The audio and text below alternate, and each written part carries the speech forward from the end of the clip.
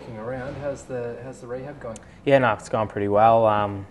Was originally on crutches for a while and in a moon boot, but now sort of walking around without a brace, and things are looking really good. How long ago did you get out of the moon boot? Moon boot, the proper moon boot was about sort of 2 weeks ago, and then I had another little brace on that I got off yesterday or Monday. So yeah, back just strapping it up when I do my rehab and things like that. So yeah. So can you take us through your rehab, what you're doing now and what you got ahead of you? Yep.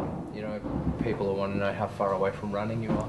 Yeah, I've just started cross training in the gym, so we've got a machine in there that you can sort of do your running style, and it takes a lot of your weight off. So I'm sort of I ran this morning for about 20 minutes at about 70% body weight. So I did that for 20 minutes, and then did some cross training on the cross trainer and a little bit of bike. So yeah, hopefully the next sort of week or two I can gradually build that up and get back to sort of full running on there with my full body weight, and then transfer it out onto the field. Is that treadmill thing where you put the shorts on and it blows the air? Alter G, yeah. That's unbelievable. Alter G, yeah. Look, it's pretty cool technology. I know Mickey Barlow uses it a fair bit when he was coming back, and he still does. So yeah, look, it's remarkable sort of technology that you can run with only sort of 70% of your body weight. So yeah, no, it's good to have. You had a plate put in your leg, didn't you? Yep. So what's the future of that? Will that be removed, or will you play with it in? Yeah, at this stage I'm going to play with it in. Yeah, look, it doesn't affect having it in. So I know a few guys have had plates in and played with them for an extended period of time. So yeah, I'll play with it in, and then hopefully at the end of the year the docs will have a chat and they'll decide whether they want to take it out or leave it in. So it's up to them. It can stay in for as long as, it probably could stay in forever if they really wanted to leave it in. But yeah, I think towards the end of the year, or at the end of the year, we'll take it out, yeah. Tell us about your recovery. How difficult has it been watching from the sidelines? Yeah, look, that's probably the worst part about it.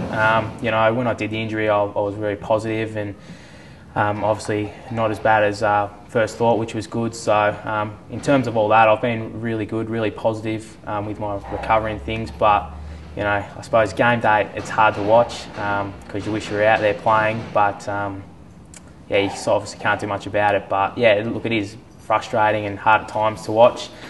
But yeah, look, you just got to deal with it, and use your rehab as inspiration. To train harder and make sure when you get back, you're ready to go.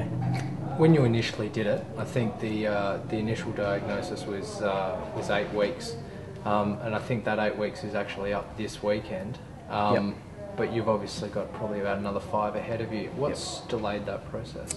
Yeah, not too sure. Look, I think the sort of docs and stuff had to wait till the swelling had come down in my ankle and in my foot until they sort of knew how long it would take. So yeah, look, I think from the start they sort of said 10 or so weeks, but yeah, it just depends how the swelling went down and things like that. There's obviously a fair few of your mates on the injury list with you. What's that been like, that process of recovery, actually having people to recover with? Yeah, look, it hasn't been too bad. A lot of the guys in rehab are very positive. From Morabito, who probably won't play this year, to Sandilands, who is not too far away, hopefully. So everyone's been very positive and upbeat and very excited to hopefully get their recovery done and rehab and get back out and help the side for the rest of the year. Because I was going to ask about that sort of determination. I mean, has there almost been some sort of pact between the guys who are out to really give rehab your best crack, because your team obviously needs you? Yeah, well, it's not really a pact, but we all know that we can come back this year hopefully. So we want to get the best out of ourselves and come back prepared, ready to go, and not sort of waste the time in the gym and things like that. So we're pretty determined to do our rehab properly and train as hard as we can, so that when it's our turn to obviously hopefully get selected for Freo, we're ready to go. There's obviously been a couple of games that I'm sure the Dockers wish they had have won, and prior to all the injuries probably could have been penciled down as a win. How hard has all these injuries made the season for Freo? It's hard. I'm not around the side, but I think the boys are very positive still. We played 3 good quarters of footy on the weekend, and we have got a lot of young guys playing and a lot of guys out. So look, the place has been very positive and very upbeat, and we're going to back ourselves in week out to play our game plan the way we want to play and stuff like that. So we're very positive and are determined to keep playing well. I understand, of course, you are positive. I mean, you have to remain so, but the injuries surely have thrown up hurdles in your structures, and I'd imagine it's pretty difficult to keep consistency going when you lose personnel. Yeah, look, I don't think so. I think the guy, we've trained all pre-season to get our structures right, and from Pav, who's probably first pick, to someone that's in their first year, we've practiced it a fair bit. So we're pretty confident most guys know the structure and know how we want to play. So we back anyone that gets a chance to play to get everything right and really put their best foot forward.